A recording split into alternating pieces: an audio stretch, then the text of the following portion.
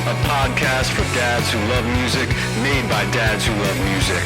And now, your hosts, Josh and Joe.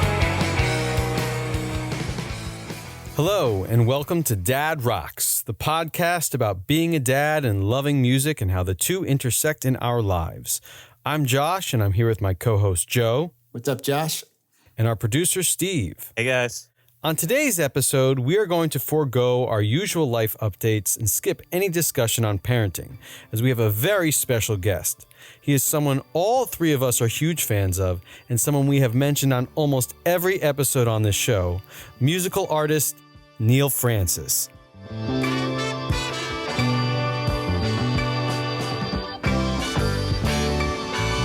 me get it this time. I won't let you down. Let me get it this time alone. I won't fool around. Neal, welcome to Dad Rocks. Yo, what's up? How have you been? I've been good. I've been working in the stew all day. It's been a good day. Now, Josh mentioned that we're all huge fans of yours. I just wanted to give you a little backstory how we became fans of yours. I saw a post on Facebook from my buddy and someone we just had on the podcast, Adam Schenker. Late October 2019, he posted your music, and I clicked on the link and I immediately gravitated towards it. Oh, right on. I immediately sent it to Josh, Steve, and some of our other friends. I knew they would love it, and they did. We all ended up buying your vinyl, and we all dug right in. I started playing your stuff on my radio show, Kick Out the Jams, almost every week. I just couldn't get enough of it. And I ended up playing 2 of your singles that you released after Changes that you released in 2020, probably the most. How Have You Lived, Reprise, and Don't Call Me No More. Oh, sweet, so man. I just became a huge fan all year of your stuff. I will say, in full honesty, when I heard Don't Call Me No More, it didn't hit me the way your other stuff hit me, but that groove, that bridge, the instrumental breakdown was where I was like, okay, this guy is worth listening to. And then I went to Spotify, listened to Changes, heard those first few notes of This Time, and was totally in. I was like, okay, this dude is, I'm all about him. Immediately had to buy the gold vinyl. I tried to restart my music blog and wrote about your album, and then we did this podcast instead. But I have to say, anyone who I know who may like this music, I mean, I was in my ENT back in February. It's the first time I met the dude, and we were talking music, and I was like, you have to check this guy out, and like played him your stuff on his computer. That's like, Dude, you guys are the best. We absolutely love. We absolutely love your stuff. I don't know. Yeah. I won't swear because it's a family program, but man, you guys are really like, you're making me blush over here. I'm an early adopters too of October 2019 is pretty early in the history. Yep. These many color days, and I know for me to show you, I must admit that what we had was amazing, but to keep this going after what she knows is crazy. Basically, this whole pandemic, we've been just indulging in your music and all the stuff you've been putting out. How has the last year been for you? I know when March hit, I guess you were on tour or going to be about to go on another tour. So how's the whole last year been for you? It's been roller coaster, like everybody. I mean, I just had my buddy Rudy DeAnda over here today. He's another Karma Chief artist. He just started living in Chicago recently. Humanity has really gone through the ringer last year, and I mean, like, I'm so grateful for this time for so many reasons, because I was stuck in one place in this church I live in, and just like I've assembled all this recording equipment and I didn't know how to use any of it. I was just kind of here and rode a wave of just all the emotions. Wrote a new record and recorded that record here at the church, and it's in the bag, and we've got a potential release schedule that I don't think I'm allowed to announce yet, but We will be sure to announce it when we find out. yeah, Whenever you post for sure. it, No, we will we'll be let you know. You'll shouting be it out. amongst the first to know. Sooner than later, I'm Yes. assuming. I'm thinking fall is going to be Nice. the Awesome. LP. Now, we know you're based in Chicago, but before we started recording, you dropped a bomb on us that you were born in Jersey. Yeah. So Awesome. that's right, Joe. I was born. I've got Livingston, New Jersey on my birth certificate. Essex County, baby. Right, Yes. yeah. like me. And me. Yeah. Yeah. I think all of us. Oh, no, Essex Steve's, County. Steve's Steve's from a Ohio, transplant. but I'm a transplant, Transplant. but I'll hold the Montclair Essex County to my Well, my bones. I mean, that's kind of the way I am with Chicago, right? So, like, my dad moved back here with us when I was probably like 1.5. So I don't remember New Jersey at all. There's some VHS footage. And Montclair looks very much like Oak Park, which is where I ended up living, the closest suburb to Chicago, basically. Yeah, my dad was born and raised here in Chicago, and I've spent my entire life here. I've never lived anywhere else. And it's home, So it's like, awesome. Yeah. I don't get to say born and raised, but I still do. It's okay. Being from New Jersey is not a bad thing if you're a No, it's musician. not. You know, It's not. So. It gets a lot of guff, Like does. Jersey gets a lot of, for weird reasons. Like I don't understand why. There's more things to love about it than to hate about it, for sure. I find myself always defending Jersey to people. Yeah. I have to. Yeah. I'll defend Jersey with you, Joe, Yeah. You're one of us. Yeah. When did you start? I mean, you're an amazing keyboardist. You're an amazing piano player. When did you start playing piano? And were there any other instruments that you played growing up? I think I started playing piano when I was like 3, and I got lessons when I was 4.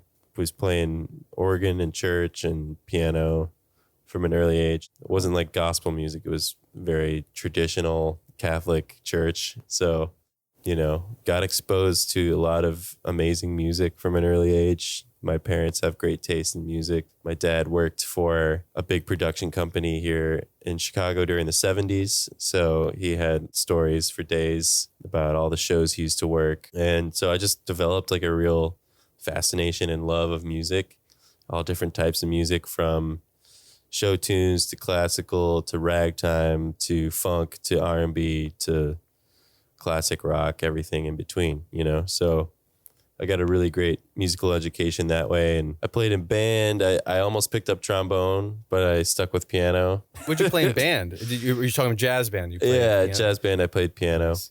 They were like, "You're already good." Yeah. You're hired. Yeah, and so I was just in jazz ensemble in high school and in college too. I was Nice. studying architecture in college. Oh wow, where did you study? I went to UIC. I was politely asked to leave my sophomore year, but Architecture is not the easiest major. I had some friends at Maryland who were architecture majors and were in marching band with me, and they had to quit marching band because they used to have to like sleep at the architecture building. yeah, night. it's serious. It's like, you got to be fully on board with it, just like music. It's almost as, I was just talking about this on another interview. It's like the chances of you making it as an architect doing what you want to do are almost as small as in music, because it's just like, look around us. There's not that many cool buildings going up these days. So Sadly.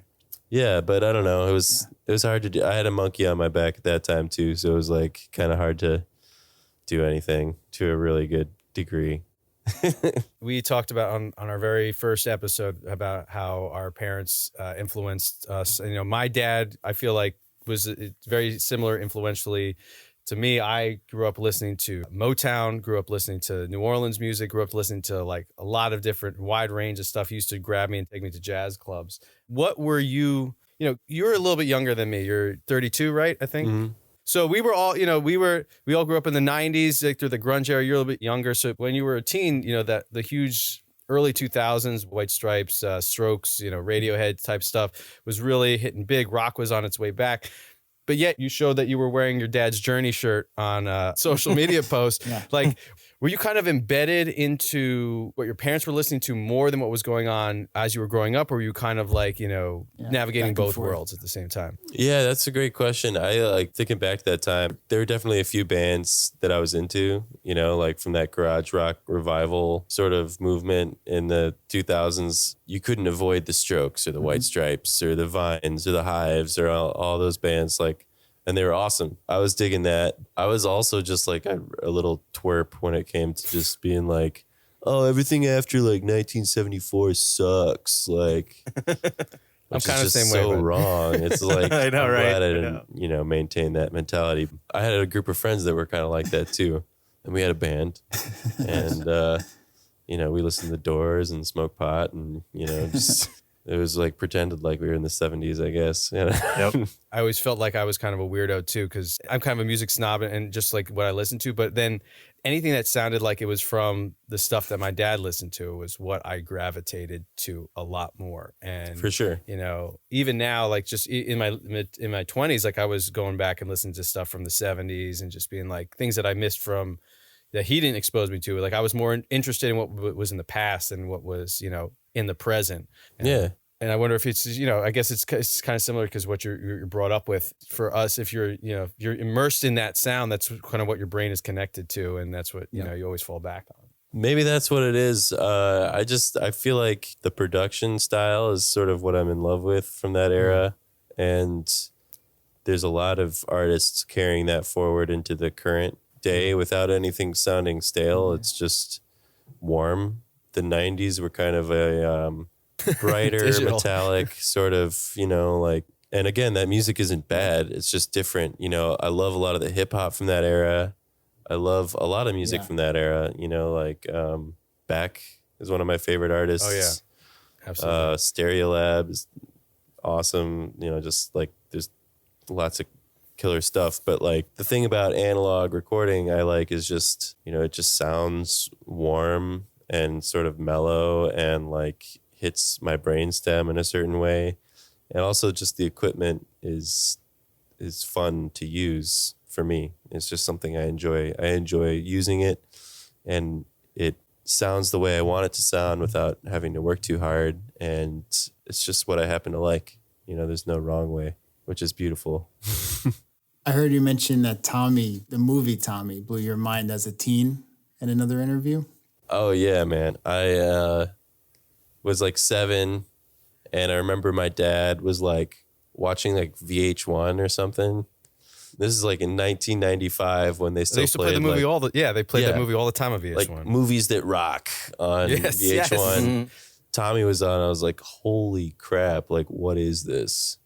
Because he was freaking out because he hadn't seen it in a long time, and he had probably had a couple pops, and so he was like super excited about it, and just like, like Tina Turner's in that movie, and Eric Clapton's in that movie, and Jack Nicholson's in that movie, and it's just Elton John, and it's like, whoa, like people actually do that, like this, like the epitome of cool, all the stuff, is like people getting dressed up, and there was rock and roll, and just like it was infectious, and I love that record too. The recordings they made for the movie are their own thing, but the actual 1969 recording is one of my favorite records to this day. So, yeah.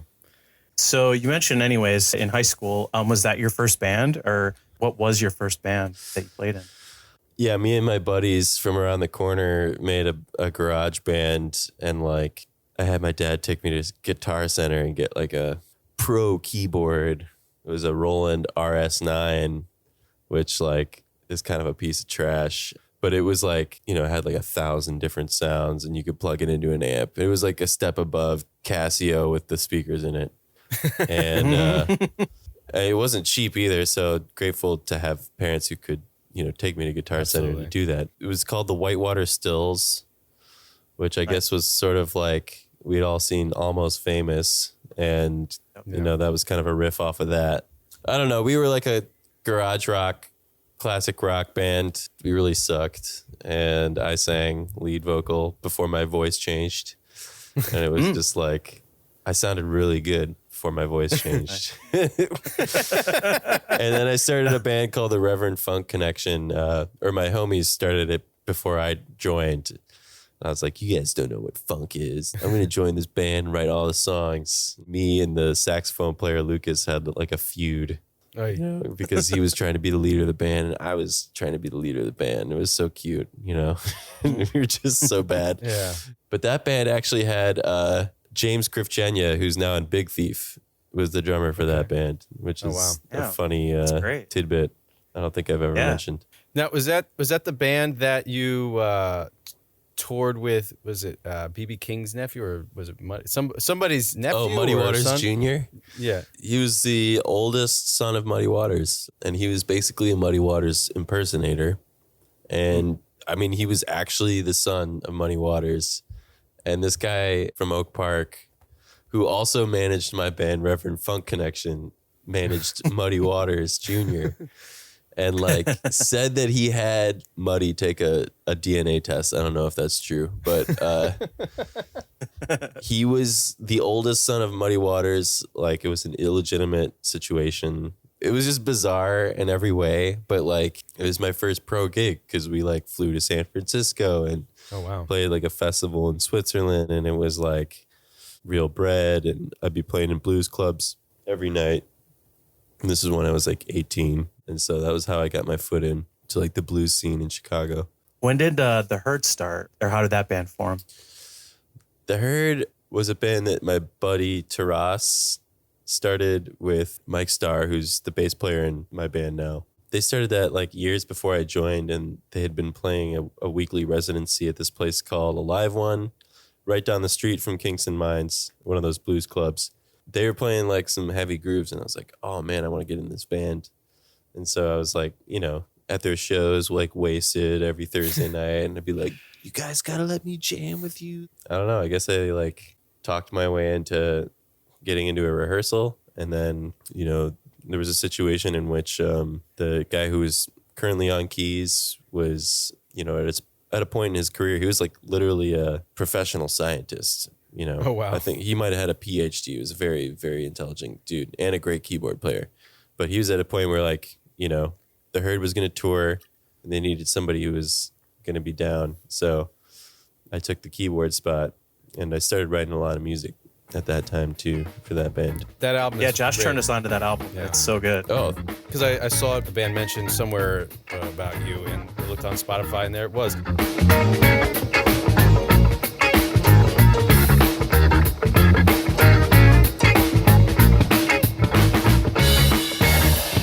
I gotta testify about your love, because you give me what I want. I gotta testify about your love. I was hoping you guys had put out a vinyl at some point because I was going to buy it on Bandcamp, but send me your address, man. I've got boxes of that. nice. Okay, nice. We will all probably buy a copy of that, because that album is, if you like funk, that album is great. It's Oh, it's cool. fantastic. I'm glad somebody's listening to it. Yeah, man. That was like It a was, huge. That's how we met Sergio, the guy who produced my first and yeah, second from Oregon, record. right? Mm-hmm. I got to see Oregon twice when I was living out in Kansas. I think they opened for Galactic both times I saw Galactic, and they were so good. So killing. I had Killy on floor already, but their live show is just like Insane. Changes running through my life, and you get farther and farther behind me, and I'm not answering for anything I did anymore. Oh no.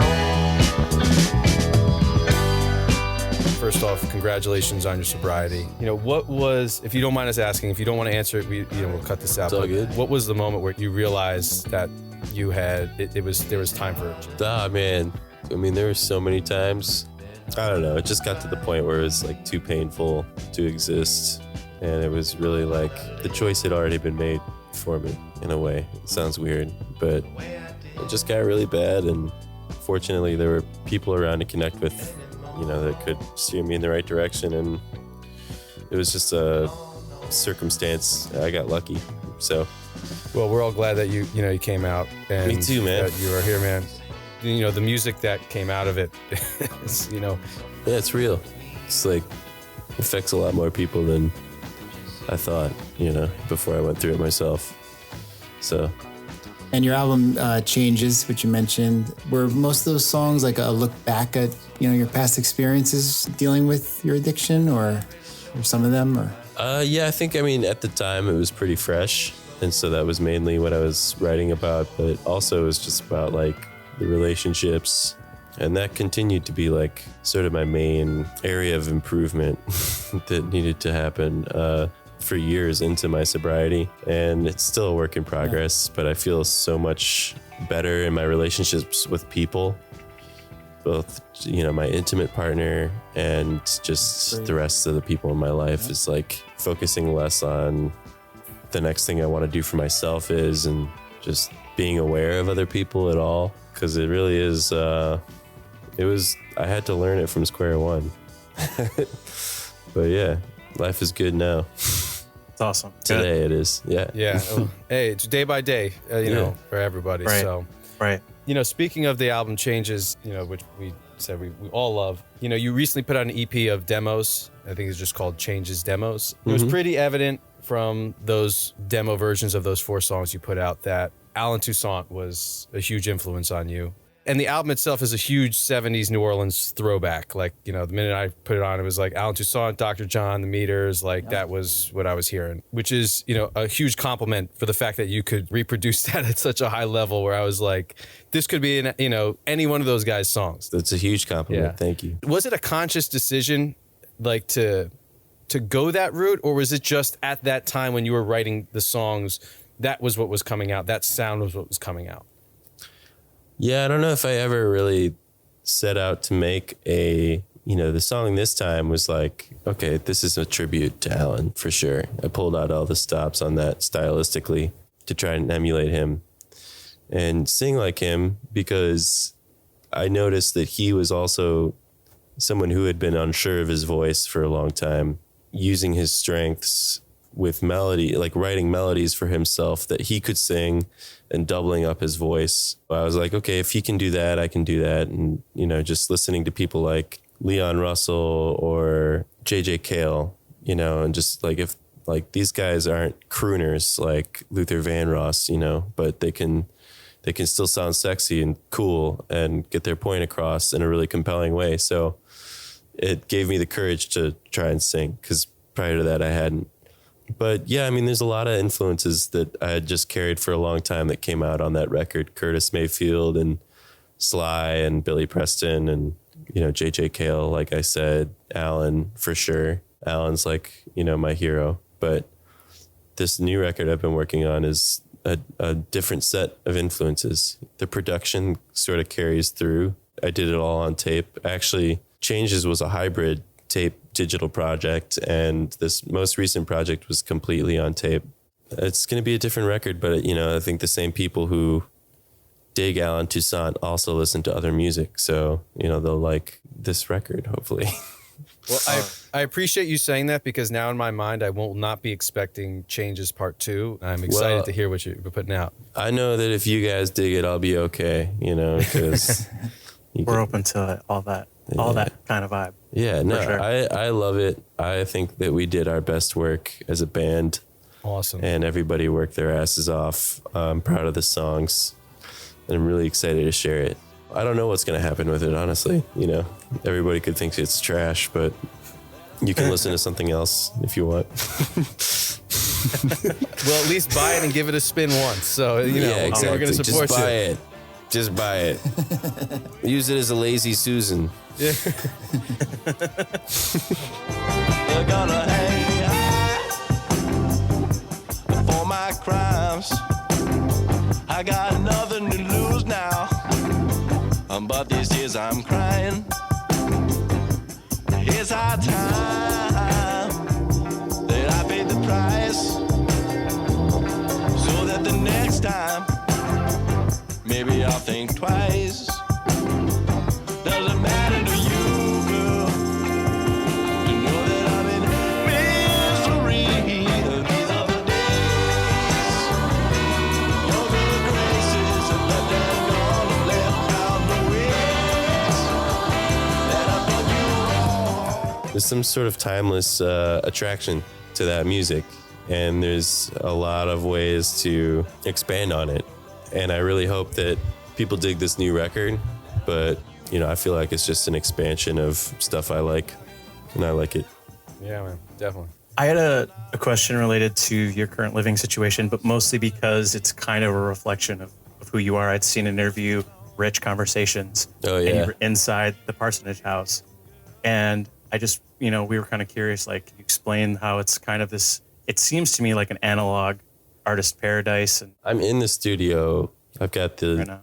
1-inch tape machine behind me. Nice. And the outboard rack is to the right of that machine. And then the mixing console is next to that. I've got 2 other tape machines as well. There's the Notari 1/2-inch 8-track and then the Tascam 388 8-track. Then this part of the room is just my living room. So it was like Oh, nice. the control room. It used to be the dining room. And since like September of last year, it's been the control room. And then there's a snake running through the laundry chute to the basement where we've got the live room set up.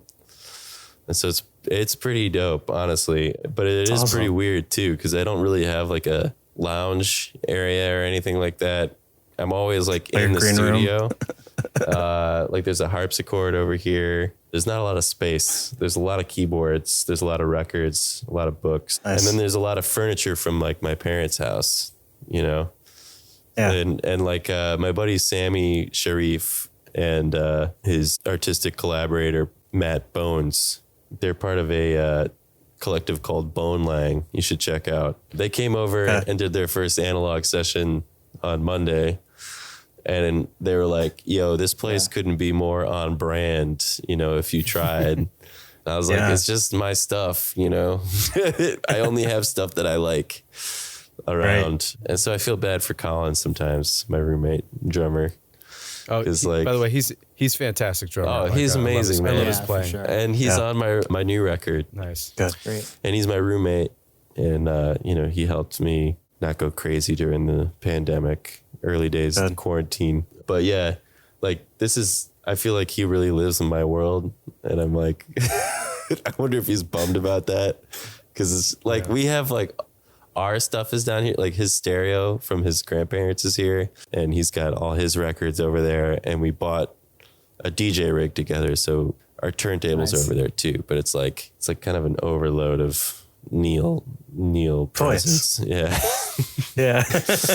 Just curious, what's the status of the church? Because I saw on Hey, It's Neal Francis, your Facebook show, you had mentioned that the church was up for sale. Thanks for asking. Yeah. Thanks for watching. Hey, it's Neal Francis, by the way. Yeah, the church is on the market, and I'm not really sure where that's at. I've kind of accepted that this was always going to be temporary, but I think the word is it might be another sort of community organization purchasing the building. So at least now it looks like the building will remain here. And so previously it might have been like a developer situation in which the building might be torn down, which was going to be really sad just because it's a beautiful structure too. So yeah, I didn't even expect to be here this long. So I'm like, every day is just a huge gift, but I'm sure I'll set up great to shop hear. somewhere else. Yeah.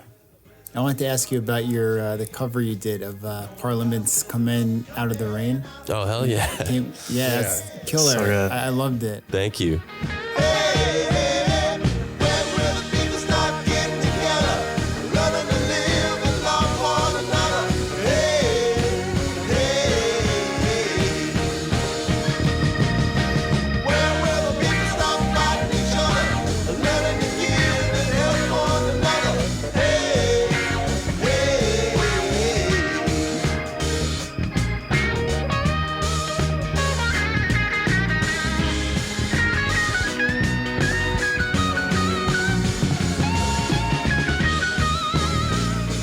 It was on the Spread the Vote compilation. Everyone should go check that out. It was a very cool compilation. I got it on Bandcamp. It was like 60 tracks on Sweet. there. I'll check that out too. I don't think I knew about that. Yeah, it fit perfectly. A lot of like political themed, election themed stuff. But I never knew of that song. It seems like a pretty deep cut. Like, how did you know of that song? Yeah, so we're on tour with the Pumas, and I had Taryn Ector and Sam Halterman as my rhythm section. They're in the band Orgone. And Taryn, both of those guys just have really insanely cutty like music tastes, and were turning me on to stuff left and right. But yeah, Taryn threw that on, and I was just like, oh man, like what is this? This is like the dopest chord progression, just like it sounds so epic. I couldn't believe it was Parliament. It was the first Parliament record. It was released Osmium, which I never knew about. It came out like Yeah. 6 years before Up for the Downstroke, which I thought was their first record. Yeah, that whole record is just slamming. It's more like Funkadelic than the later Parliament stuff. It's just like heavier, kind of more psychedelic. But yeah, Taryn turned me onto that, and then it just seemed really appropriate given the civil unrest that was happening. And Totally. it was just wild here when that was going on, man. So I had to have been, yeah. it was everywhere. It's a great cover. Anyone who's listening, you can just look it up on YouTube, and the video is very cool as well. You guys recorded that live, just straight up, or Yeah. It's. Thank I love you. that. Like, I mean, I'm a big fan of Wolfpack, as is Steve, and so I love the fact for sure. I love those videos and those types of things where it's like these guys are just so rock solid that they're recording and Record it live. record Live to tape. no overdubs, just and Amazing. print it out, baby. So Well, we just, you know what? It's the same thing. I think probably their style of video production, which I'm a huge fan of, but it's like they couldn't afford to do anything super slick, So it's just like, all right, we got to do this ourselves. Set up a couple iPhones. I think for Coming Out of the Rain, though, we probably had Lena, who's our photographer, Lena Rod, Estonian celebrity. You should look her up. I'm not even joking. Yeah. She's like a real, she's like one of the most famous people in Estonia. And she just lives in Estonia's got it Chicago going and is our on, man. photographer. I got the whole like e-vote and everything. They're legit. Yeah, no, she ran for parliament in Estonia. It's a great, that's a whole nother podcast you should do with awesome. her. But Yeah. no, she's great. And she just brought her camera over. We learned how to use Premiere over the pandemic, and it's really fun editing video. And now I've got upgraded to 1987 VHS technology. So, Yes. Yeah, I heard you had 2 VHS, right? dude, I've just we have dual VHS because Kellen has the Do you have like an exact old school same switcher, camera. like those crazy like analog switchers? Oh, dude. Well, no. It's usually like I'm holding one and Kellen's holding the other, and then we just splice the footage together. Splice it later. Great. That's awesome. Very cool. Yeah, he has the exact same camera randomly. There was a minute where I was like, oh, are people going to think we're going after this Wolfpack vibe? And it's like, it's just because we have to do it this way, Theirs look super cool. yeah, well, they've had 10 years of doing it, and Yeah. Jack Stratton's been doing that kind of stuff since he was in college. So I mean, it's Yeah. genius. the Yes, dude is yes. a legit genius. Steve and I have seen them twice, like that. Oh, And live. I think I tweeted out at one point. I'm like, if you open for them, it would be like It would be a just- good combo. Yeah. I don't think they need They don't do openers, man. Well, they have Usually- Joey Dosick open. Like they have their own guys. They have their like open. bandmates open. And Joey's a talented cat, man. Oh yes, he is. He's come through the Chicago Electric Piano Company a few times, and I always manage to miss those instances. I'd love to meet him, but yeah, it's like those guys just figured out how to do everything in house and really take control for themselves. And it takes someone with a real entrepreneurial spirit like Jack, who's also a musical genius. I'm just so blown away by that guy. It's like unfair how much of a genius he is. Just like with all the little tricks and all the little like ideas he's had for the business side of things for them, and they're really doing well for themselves. So it's inspiring for sure. We have to ask you about Topo Chico. Sure. We are all drinking, except we were hoping all four of us would be drinking Man, it. But I wish I had one. I went if through you got an all empty mine. bottle, maybe we'll take a picture and we'll put it on IG or something like That'd that. be great. I'll find one. I mean, you literally you talk about them, you know, almost everything you've done. And what is the story behind that? Like, are you actually sponsored by them? Because like you were giving away stuff on the Hey It's Neal Francis show, so and you have, I think you have a giant cooler, or you have one of those refrigerators like in your place or something like that. Yeah, we're sponsored. Nice. It happened because my manager is like really good at what he does. He got their local rep, like artist rep, contact info when we did the Jam in the Van thing. Oh yeah, And I Topo saw is that, an affiliate of that. And Nice. so like Brendan's like a bulldog. He'll just like relentlessly pursue any opportunity until it comes to fruition, or it's just like a clear no. And then so like I think he just sort of pursued that until it became a reality, and it was like, all right, we're making content for Topo. It's hard to kick back and relax these days, 'cause we live on a planet that's dying.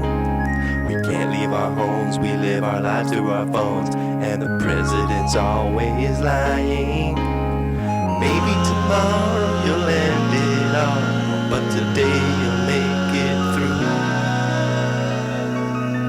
'Cause when you open the fridge, a Topo Chico waits for you. And it's very loose at this point, but like shout out to Leo and Ulysses, who are the two guys in Chicago who drive the Topo truck, but they always come by like whenever we're doing a studio session, whenever we're filming a video, or really whenever we ask, and just drop off a bunch of Topo. It's pretty rad because, you know, I don't drink beer, so it's nice to be able to, It's got that texture. yeah, just slam a cold one. I'd Yeah. never heard of it before I saw you put it. I don't really shop at Whole Foods, and Steve was like, "Oh yeah, they had it at Whole Foods all the time." Dude. Like I had no Yeah, idea. I had to try it, and I loved it. And for anyone who doesn't know, it's Mexican mineral water that's been around for what, like over 100 years, right? Yeah. Something like that. It's the best, except no substitute. It's so good. No, I don't. I certainly don't. becoming a favorite. Topo Chico. Glass. The finest bubbles in the biz.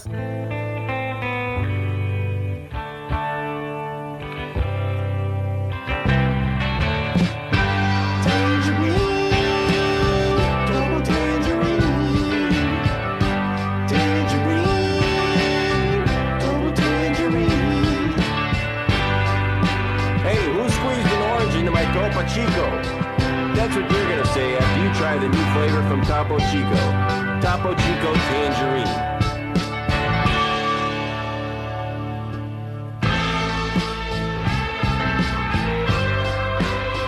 Yeah, so go get some. At your local greengrocer. It's badass. I promise. It's orange. Goes great with the lime. Topo Chico Tangerine. I mean, we had fun. Yeah, we always did the tangerine rollout. Everybody in the band is a ham. When they're like, oh, yeah, you should do something for our tangerine rollout. Immediately, I was like, we should do a cover of Led Zeppelin's Tangerine. Yes, And yes, And that then was they great. told us That's that's what they wanted us to do. It was like, oh, of course. That's low-hanging fruit of an idea. that was great. Please do it. At the end of almost every show, we talk about music that we're listening to. We like to ask our guests the same thing. So, Neal, what are the 3 bands or artists that you've been digging lately? I just turned on my girlfriend to Eddie Kendricks. Oh, nice. Eddie Nice. Kendricks is awesome. Temptations, yeah. He used to, he was the lead singer of the Temptations, and his solo record, or People Hold On, is like his 1972 album with him on the cover in like a tuxedo. Girl, you need a change of mind. Baby, girl, you need a change of mind. While marching picket lines, pouring bras and carrot signs. Is just like side A of that record stands up against like any of Stevie's stuff from that era. It's just Wow. he wasn't check that out. writing it, but it was just like the production is amazing, just mind-blowingly good. I just throw everything that I like onto Okay, that Spotify playlist. What is it? where I'm coming from. I just put everything on there. What did I put on here the other day? The Soul Orchestra. I don't know if they're from Chicago or not, but they have a song called Chicago Bus Stop. It's just like this relentlessly grooving tune that I've been thinking of a lot.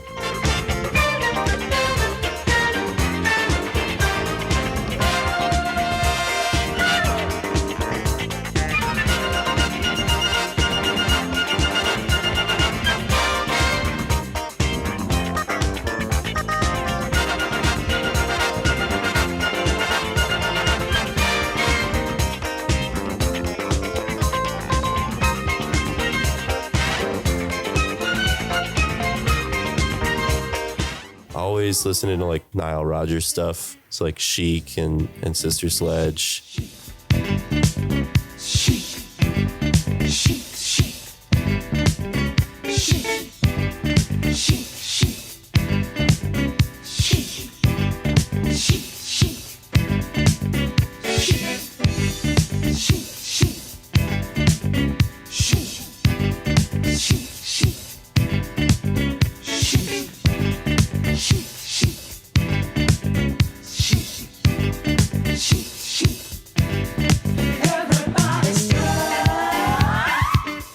I just found out about this band called Fantasy 15.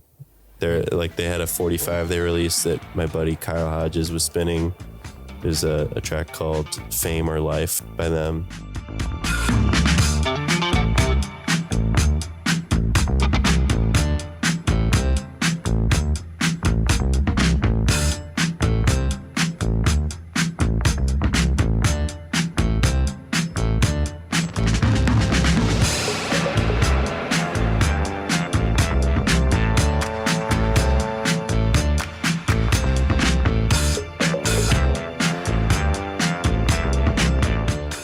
You know, Neal, we really thank you for coming on to the show. This is really, truly an honor for us. We, like I said, we're huge fans. We, hope we can see you live soon. I know you posted a few shows recently, but what can people who want to come see you or want to hear from you look forward to this summer and beyond? We have a lot of gigs getting booked. We're in the shed. We're working hard. We've got a lot of gigs booked, a lot of festivals coming up. Lollapalooza in Chicago, Outside awesome. Lands, Bonnaroo has happened apparently, like Jazz Fest, Nice. all sorts Sweet. of stuff. So Congrats on all those, Very man. excited. Yeah, and then congrats. next year, we're looking at Europe for the first time because, Right. hopefully. And again, we hope you come out to the East Coast, New York metro area. We We will. will, for we sure. We will Figured. definitely be out for those shows. And you said new album should be dropping sometime later this year. Yeah, for sure. I can't say officially. That's Our okay. new label is also in New York, so and I love New nice. York City, so we're gonna be there a lot. Hook it up. And also, where can people find you on social media and on the other parts of the interwebs? Social media, Neal Francis Music is my Instagram, same Twitter handle, and then Facebook. I exist just Neal Francis with an A. NEALFRANCIS, because there's another NEILFRANCES, which is also worth checking out, but not me. Neal, thank you again so much for coming on. This has been a true honor. Like I said, we're big fans. You'll probably be mentioned almost every episode, I think. Yeah, there's Joe's got he's got a Signed- sign. yeah. That's Signed me. copy. I actually He's got did the signed that. copy. I remember doing that. I wish I had known it was for you. I would have said something nice. Well, if we see you live, we'll all bring our bring our it, vinyl yeah. copies All and right. get signed. Much more on there. Yeah. And, really, again, thank you so much, Yeah, man. thank you. And thank you for the music. And I'll draw we rude look pictures forward- on them. That'd be amazing. I would love that. Yeah. And we do look forward to what you're going to be putting out soon. And, keep doing what you're doing. You're doing a great job, man. And we love it. Thanks, dudes. I had such a good time. It's like really, really fills me with gratitude to, know you guys are out here digging it.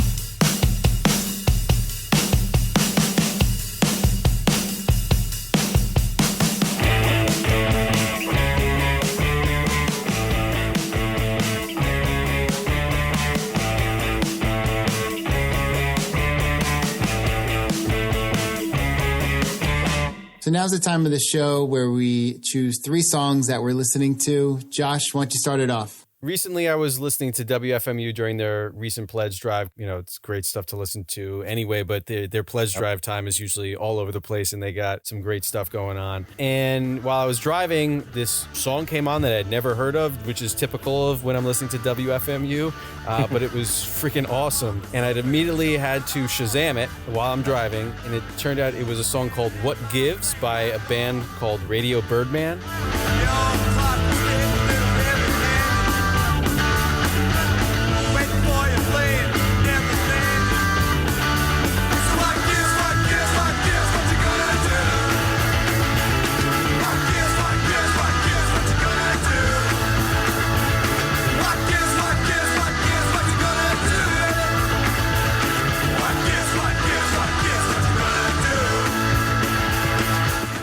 I was like, this is amazing. And the next day I went back and went on Spotify and checked them out. And they're like a 70s punk band from Australia. I don't know if they put anything out anytime recently. I know that their photo on Spotify is pretty recent, but they got some great stuff on there. So if you like, and it's like more of like a Stooges punk vibe. It's not like, you know, that straight punk vibe. It's got that kind of blues garage rock aspect to it with a bit of a hard edge. But this song, What Gives, is absolutely just like fantastic, and I recommend everyone to just go and just check that thing out. Yeah, when you posted it, I listened right away, and I was really into it. So I'm gonna revisit it again for sure.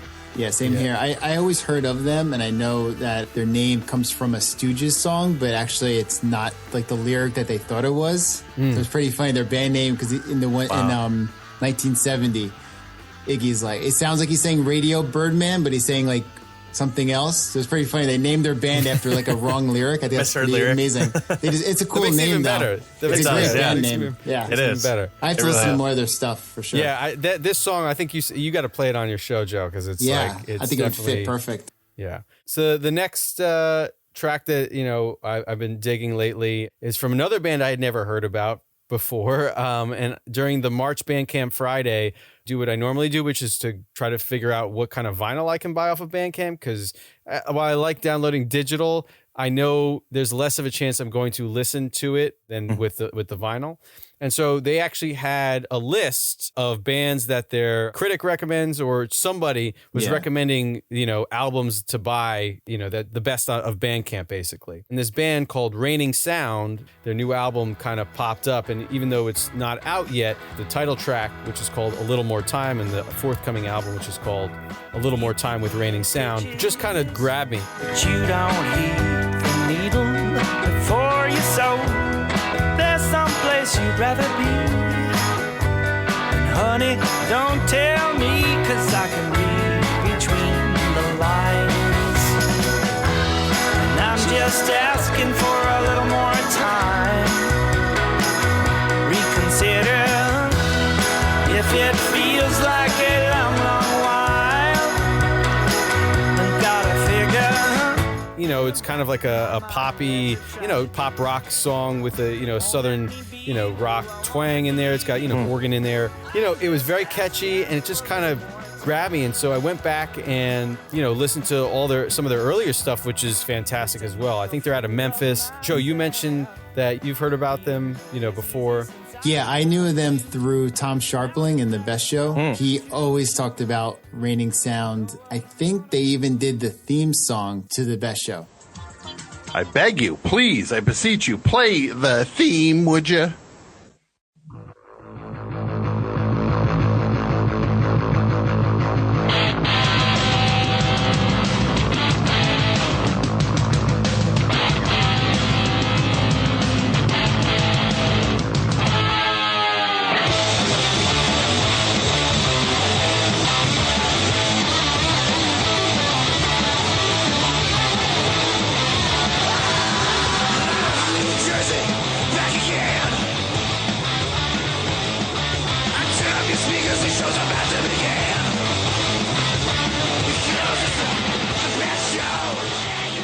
I think they're the ones who do it. Yeah. That's Greg cool. Cartwright is the main guy. Yeah. And I think he's been in some other bands too. Oh yeah, the Oblivions, I think is another band. He was like Tom Sharpling's always talking about him and like praising him so much. I always listen to a little bit of their. I think early on they're a little more harder stuff. I think the new albums, like you're saying, more like pop, pop rock kind of. It's definitely it's nothing like that would grab your attention like, oh my god, this is the greatest thing ever. It's definitely kind of like a retread, feel, but it's just it's a solid tune. And as you guys know, I'm very picky, so when I hear something that I like, I usually gravitate towards it.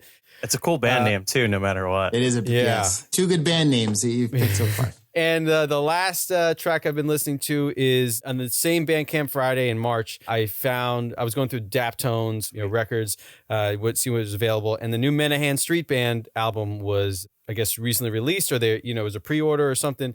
It's called The Exciting Sounds of the Menahan Street Band. So I bought a copy, came almost right away, so I was happy about that. And for those of you who don't know who the Menahan Street Band are, if you know Sharon Jones and the Dap Kings, there's a few members from that band who are in this band, and it's pretty much what you'd expect from Daptone Records, which is, retro soul, funk, instrumental music. And, very similar to their other Daptone Records brethren, be it Budo's band, Sharon Jones and the Dap Kings were out.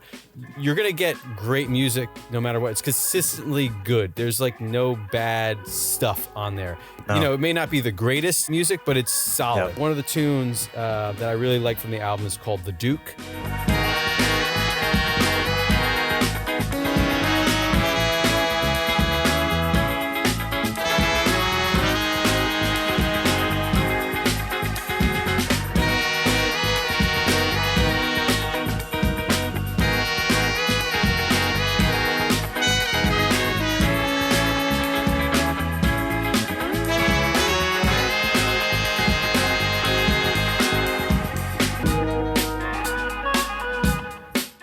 It's one of the more up-tempo tunes. It's super funky, and it has a really cool organ sound on the opening riff.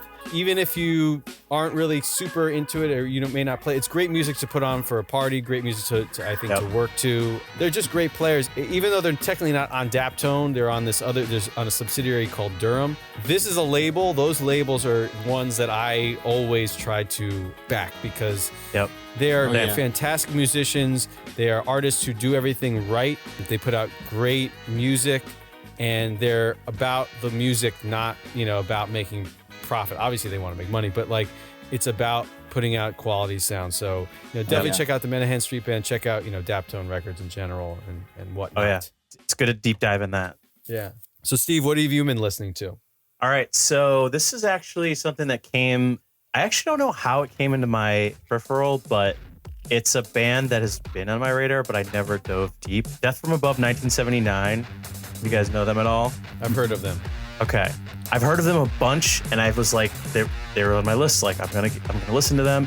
I've heard at times they kind of have been compared to Queens of the Stone Age, but they're definitely not as stonery and as grungy as Queens of the Stone Age, at least from what I've heard in the other songs. But this song is called 1+1.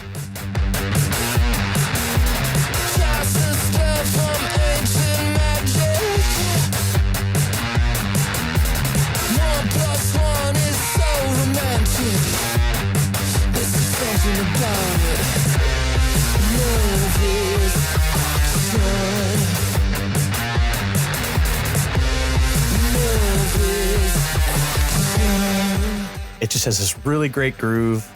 Specifically, this song actually, to me, sounded extremely glam rock and almost had a slight nod to the Strokes. Like, there was some Julian, Casablancas vocally things happening in the song. But I don't know. I don't know what to expect. They have a reputation for being a really good live band. I know that. Yeah. But otherwise, I'm completely in the dark. But this song, I've been listening to at least a couple times a day, and it's been great. They had a lot of hype in 2000 and something, 6, right? 7, yeah, or 8, one of their earlier albums I know had been big. And I know the song Black History Month was their big song. Yeah, and I have that on my iTunes. That was a really cool track. But I think they were gone for a while. I think they had a long absence. It seems yeah. So this might be from a new album. I'm not sure, but I'm gonna take a more deep dive. It's good. And then the next track was. This is weird how these things happen, but I think it's emblematic of our current social media age. I had seen an Instagram ad probably a month ago for this band, and it was just the cover of this album. And I was like, who is this? But I didn't pay any mind. I almost kind of like flipped through it. It might have even been in like an Instagram story. And then I had seen an Instagram story that had this snippet of a song in it. And I listened to the song and I really dug it. And then somebody in the vinyl group, one of the vinyl groups I'm in on Facebook, posted the vinyl itself. And he'd posted a song that wasn't the song that I heard. And I listened to that and I really liked it. So the band is called Alton Goon or Alton Gun. Not 100% sure. They're basically from Amsterdam. I think they're singing every song in Turkish, but then they could be singing songs in other languages. I'm not sure, but the vibe is definitely like Turkish meets, what did I say?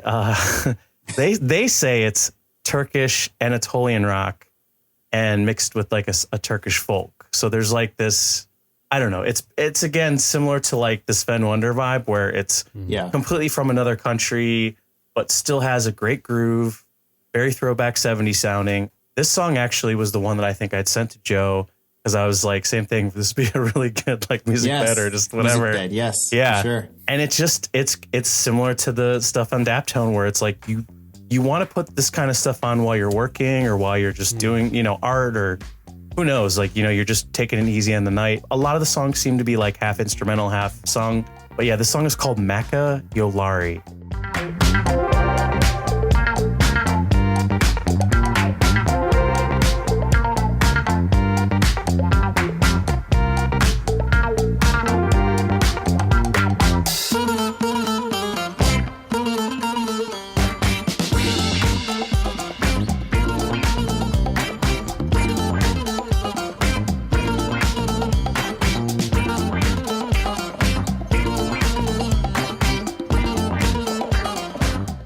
I always love when random things like that happen, when you find a band randomly, whether it's just like you're just doing your own research or you stumble upon them and you see an ad and you click on the ad and you're like, oh my God, this band is great or whatever. And it just feels more natural and it just feels like, it's kind of, you have almost a bit of an ownership or it's just like almost like a private thing and you have a more deeper relationship to it. So you might like hold on to it a little bit longer and it might mean more to you than like, everyone talking about this band and you kind of like, oh yeah, it's good. It's, Totally. Yeah, definitely. So, yeah, no, that's the one thing is like, I didn't see a ton of like reviews for it. After I heard these songs, I searched them out, but it was like a very organic DIY, people just liking it. And that same thing. I feel like that's more legit. So I'm excited to hear more. And then the last song is from the vinyl collection. I was super excited to stumble upon this. One of the things that, we realize we learn over time is that there are people that like are honest about certain bands or certain artists. And we're like, I'll get to it. Like it just hasn't hit for me. So Joe had told me about Fugazi Repeater repeatedly when we worked together on gigs. Like he would just be like, if he could recommend like 10 bands to me that I didn't know, like Fugazi was like one or two for sure. Yeah, definitely. Right. And like, so I listen to Repeater all the time, but I didn't go crazy for it. And I think it was the same thing you were talking about, Josh, with like, when you have it on vinyl, it just means like that much more. So I had seen a Bandcamp Friday email from Fugazi. I had followed them with the intention to buy Repeater. And I think Ian had tweeted about it. He's like, by the way, 13 songs, special edition red vinyl is for sale. Like, basically go for it on Bandcamp Friday. And I emailed to Joe. I'm like, jump on this, right? And like, I jumped on it enough that like I bought it before it sold out. And then Joe had this situation where he like put it in his cart and it like was sold out, but then it came back and he like snagged it. But yeah, there was one left. Yeah, it was weird. It was sold out and then it wasn't sold out. And there was one, and I jumped on. I was all excited. So yes. Perfect timing. Yes. And so I got it, I'd say a couple weeks ago, and I've been listening to both albums like a lot. And I'm just mad at myself because I didn't I told Joe I would have liked this band a lot. I would have probably loved this band in high school. This would have been something that I would have listened to all the time. And I'm pissed at myself because no one in high school that I knew of was into it. I'm like, where's my friends that would have introduced this band to me? And so it is what it is. It happened, but the song, I love the whole album, but the song Bad Mouth is definitely like not as quite as well known, but is still like one of their top songs. You can't be what you were.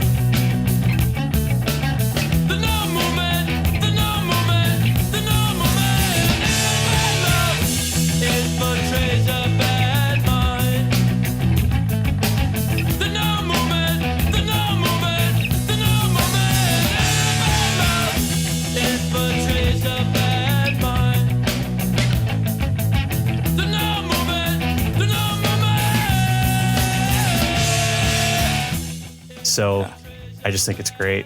It's everything about Ian MacKaye, the DIY vibe, the way that the label is set up. Joe's, I just think Ian MacKaye and Fugazi's story is like one of the most fascinating things. Like I feel that way about James Murphy and LCD Sound System too. Like I can constantly keep watching YouTube videos, finding out more about them. With Fugazi, I mean, you hear from everybody. Eddie Vedder swears by them. I mean, everyone says good everybody's things. like, it's all about Fugazi. I mean, just Didn't from Kurt Cobain write Fugazi on a shoe or something like that? And there's a picture of him with on. probably. I could see that. I don't remember that, but I would definitely. I know Dave Grohl, swears by Ian MacKaye. So. They just there's a lot there, but I'm glad Steve's finally into it. Josh is next. I have not got. You'll be down. I don't have, I have nothing against them. I know they're very influential. I just haven't dived deep into them, mainly because while they were on my radar, it's like, again, that style of music that I was not into when I was younger. Yeah. So I need to sit down as an older. The drummer's really good person too. Maybe and listen. Well, some of the songs, Josh, Brendan too. Canty. Yeah, the drumming is phenomenal. And I think the production quality, I've been super impressed for a punk album. It's one of the best recorded punk albums. Yes. So those two are phenomenally recorded. It's not real lo-fi. It's pretty good quality. Really good quality. And also, some of the songs to me have almost like a reggae vibe to them, just punkified. You know what I mean? So you would be down, Josh, for sure. That's our mission for 2021. Yeah, I mean, bring Fugazi back. Yeah, it's I'll definitely take a listen. I'm open to listening. I may not like it as much, but I'm not going to say that they're very unique. They are. They for sure are. Yeah. It's not for everyone, same thing, but. All right. So, and Joe, what have you been digging lately? So similar to Steve's story about somehow these things come across, your peripheral, and whether it's Instagram. I don't even remember how I found out about this band. I think it was through Bandcamp, but the band is called Floor. The song is called La Tribu des Trompettes. Ils vivent dans des sortes de pommes. Ils sortent de leur maison le soir. Les yeux la taille d'une machine à laver et ils font un son très bizarre. Et ils ont une bouche comme une trompette. Ils disent arrête tête. C'est une fête tous les soirs. And I found it, I think on Bandcamp. It's a Dutch singer who teamed up with these guys, I think in Spain, but she sings in French. They're going for totally like the 60s French, Yee, Francois Hardy, Brigitte Bardot vibe. It sounds like straight out of like 1965. Super catchy single. I can't get the melody out of my head. Came up in late 2020. It's out on Bickerton Records, which is out of Spain. And I went to buy the vinyl, but the shipping was just way too much. I couldn't justify it. But now today, I saw on Instagram that there's going to be like a U.S. pressing of it. So I'm definitely going to look into that. And my second pick is a band that I discovered after discovering Floor. I went on Bickerton Records website and I realized, I think I'm going to like a lot of this stuff, because you could see just from the album covers, it was the same vibe, very 60s garage. And this other band is also on Bickerton called The Premonitions. And this is their latest single called She Took My Heart and Soul.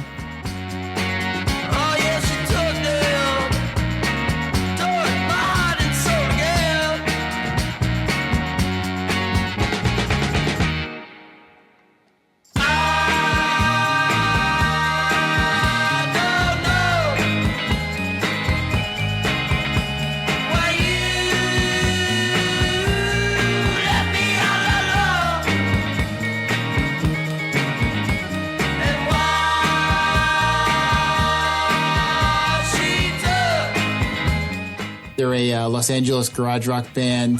And again, super catchy. This could totally be on the Nuggets compilation. Nice. So those two songs are really catchy. I've been playing them a lot on my radio show. And my third and last music pick for today is by Olivia Jean. Yep. She has a new split EP out on Third Man Records with April March.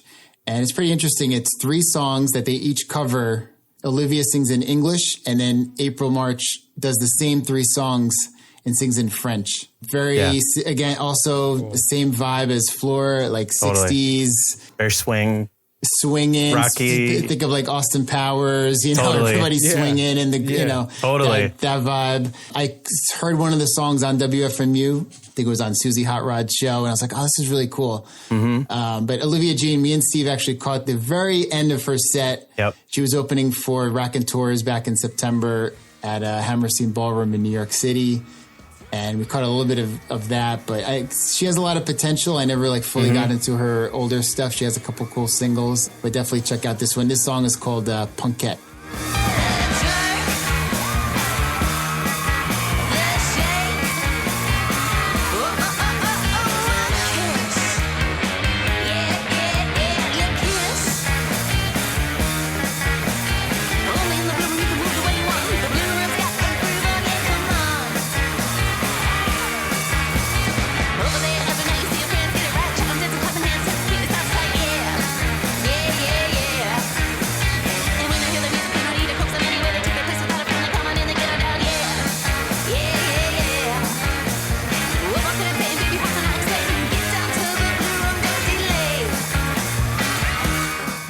Yeah, it's definitely an artist that I've wanted to give a try because of the Third Man Records connection.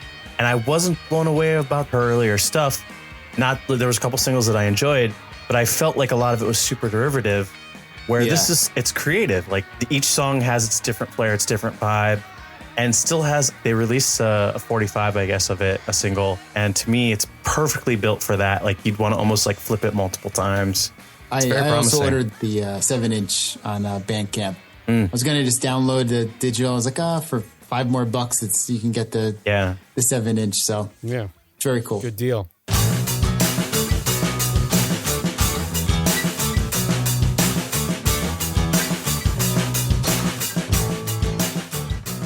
Thanks for listening to this episode, and a huge thanks to Neal Francis for coming on to our show and talking with us. It truly was an honor for us to have that conversation with him, and we hope that you enjoyed listening to it as much as we enjoyed having it. You can also find more information about him, including upcoming tour dates, by going to nealfrancis.com.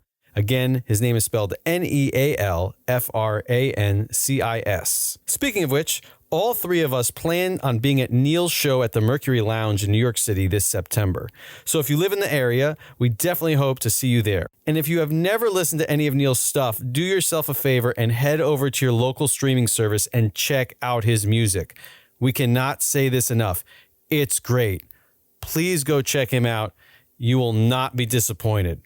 We'd love for you to subscribe to the podcast and tell your fellow music-loving dads or moms or anyone to check it out.